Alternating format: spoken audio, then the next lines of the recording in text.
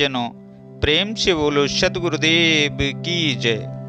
प्यारे साथियों, हमारा मन जब तक चंचल है या विषयों की तरफ भाग रहा है, तब तक परमात्मा से आत्म साक्षात्कार करना संभव नहीं है।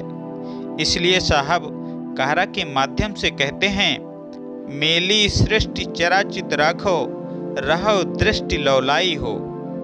अर्थात अपने चंचल मन को संपूर्ण सृष्टि से समेटकर चेतन आत्म तत्व में स्थित करके रखो।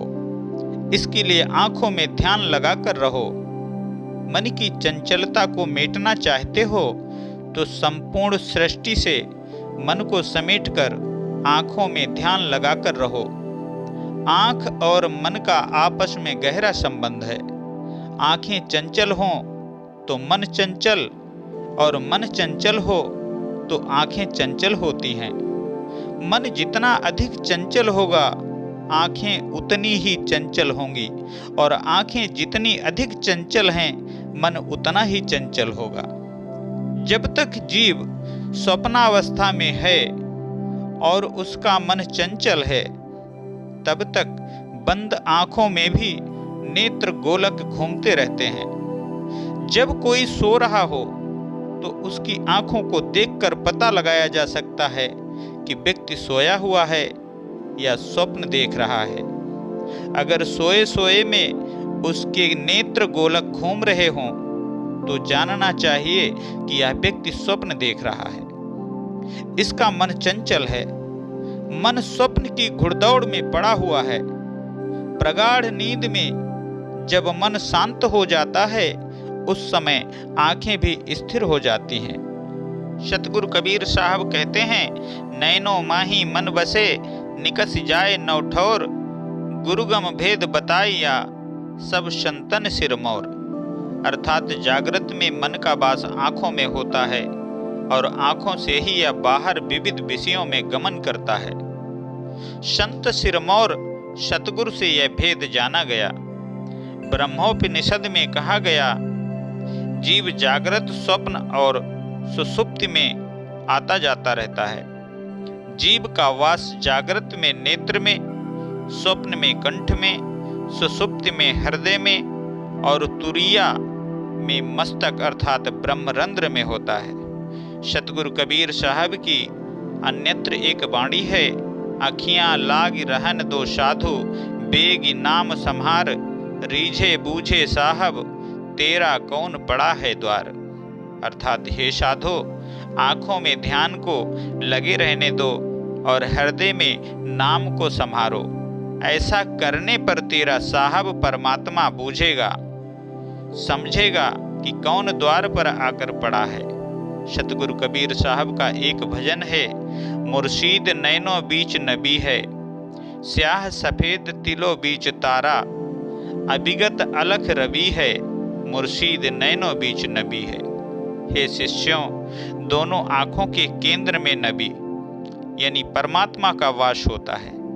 एक अन्य वाणी द्रष्टव्य है, आंखें मध्य पाखी चमके, पाखी मध्य द्वारा, तेही द्वारे दूरबीन लगावे, उतरे भव जल पारा। अर्थात आंखों के मध्य प्रकाश झलकता है और उस प्रकाश में एक द्वार गोचर होता है। जो उस द्वार में ध्यान स्थिर करता है, वह भवसागर से पार हो जाता है। अब आप समझ गए होंगे कि साधक आंखों को स्थिर करने हेतु विभिन्न साधन क्यों करते हैं। इसके लिए बाह्य त्राटक प्रसिद्ध है, पर इससे भी अनंत गुणा अधिक लाभदायी साधन को संतों ने ढूंढ निकाला। वे साधकों को बताते हैं कि सर्वप्रथम आंखों को बंद करो, फिर अपने चक्षु गोलक को स्थिर करने का प्रयत्न करते हुए अंतर्दृष्टि से भ्रगुटी पर ध्यान केंद्रित करो। यही यहाँ पर सतगुरु कबीर साहब कह रहे हैं, रहो दृष्टि लौलाई हो। अर्थात आंखों में ध्यान लगाकर रखो। व्यक्ति को चाहिए कि प्रतिदिन कुछ न कुछ समय ध्यान में जरूर दें। इस पर एक दृष्टांत है, त्रिशूल के ऊपर खजाना।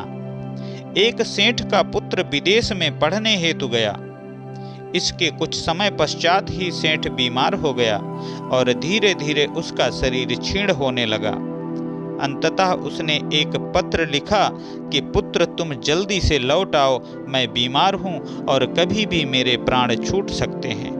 तुम अगर मेरी जीविता अवस्था में आ गए तो मैं तुम्हें अपनी संपूर्ण संपत्ति को दे दूंगा, और अगर तुम मेरे रहते न आ सके तो सुनो, मैंने स्थानीय शिवालय में माघ महीने की अमावस तिथि को ठीक 12 बजे दिन में त्रिशूल के ऊपर अपनी संपूर्ण संपत्ति को गाड़ कर रख दिया है। तुम जाओ और त्रिशूल के ऊपर से संपूर्ण संपत्ति को प्राप्त कर लो। सेठ का पुत्र जब विदेश से लौटा तब तक सेठ जी गुजर चुके थे। पुत्र का दिमाग चकराया कि स्थानीय शिवालय में माघ महीने की अमावस्या तिथि में 12 बजे दिन को त्रिशूल के ऊपर अपनी सारी संपत्ति रखी हुई है। आखिर इसे कहने के पीछे आशय क्या है, तथ्य क्या है? वह अपने पिताजी के मित्र के पास गया और इसका राज जानना चाहा। मित्र ने कहा, सुनो, माघ के महीने अमावस दिन आने दो। उस दिन ठीक 12 बजे मध्याह्न में स्थानीय शिवालय के त्रिशूल का प्रतिबिंब जहां पड़ता हो वहां पर खुदाई करो तो तुम्हें संपत्ति मिल जाएगी। सेठ का पुत्र इसी तरह खुदाई किया और संपत्ति को पाकर मालामाल हो गया। यह तो दृष्टांत है। इसका दृष्टांत है कि यह शरीर ही शिवालय है। योग उपनिषद में कहा गया है, सभी शरीरधारियों में मानव शरीर को सिद्ध देने वाला शिवालय कहा गया है। इस शरीर शिवालय में इड़ा, पिंगला और सुषुम्ना, इन 3 धारों को त्रिशूल कहा गया है। इन तीनों के मिलन स्थान का केंद्र भ्रगुटी पर है। यहाँ पर अगर खुदाई की जाए अर्थात अंतर्मुख होकर ध्यानस्थ हुआ जाए तो खजाना तुल्य आत्म साक्षात्कार परमात्मा का दर्शन हो जाता है। जब आंखों में ध्यान करो तो आंखों को बंद और स्थिर रखो। आंखें अर्थात चक्षु गोलक चंचल ना हो। बंद आंखों से अंतर्दृष्टि अर्थात ध्यान की आंखों को भ्रगुटी पर केंद्रित करें। इसी को गुरु नानक साहब कहते हैं, तिल घोटक तारी लगी, दिल दरिया के तीर। नानक साहब कहते हैं, इसी स्थान अर्थात आज्ञा चक्र पर तिल घोटते घोटते यानी ध्यान लगाते लगाते समाधि लग गई और सत्य प्रभु को प्राप्त कर लिया। यहाँ सतगुरु कबीर साहब ने साधकों को भ्रगुटी में मौन ध्यान लगाने का निर्देश दिया है। सतगुरु कबीर साहब कहारा के माध्यम से कहते हैं, आगे सुख ही सुख है। जस दुख देख रहो यही अवसर, अस सुख होई है पाए हो। यही अवसर इस समय साधन काल में, भजन ध्यान में, गुरु के वचनों का अनुसरण करने में, बार बार अपने चित्त को संसार से खींच ध्येय में लगाने में बड़ा परिश्रम पड़ता है, बहुत दुख उठाना पड़ता है। सतगुरु कबीर साहब कहते हैं कि साधन काल में जो दुख तुम्हें अनुभव हो रहा है, इसके परिणाम स्वरूप तुम अनंत सुख पाओगे। गीता में कहा गया है, जो प्रारंभ में विष के समान प्रतीत होता हुआ भी परिणाम में अमृत के समान हो, आत्मा को आह्लादित करने वाला हो, उसे सात्विक सुख कहा जाता है। अभी जो साधन काल में विष की तरह लग रहा है, बार बार मन को ध्येय में लगाना, काम क्रोध दोष दुर्गुणों को अपने दिमाग से खदेड़ने का प्रयत्न, अपने कुसंस्कारों से लड़ना, अपने भीतर शुभ गुणों एवं शांति संयम का विकास करना, इसमें बहुत परिश्रम पड़ता है। यहाँ अपने आप से ही दिन रात युद्ध करना पड़ता है। साधन काल का यह परिश्रम विष जैसा भले ही लगता है, पर परिणाम में अमृत से भी अधिक उत्तम सिद्ध होता है।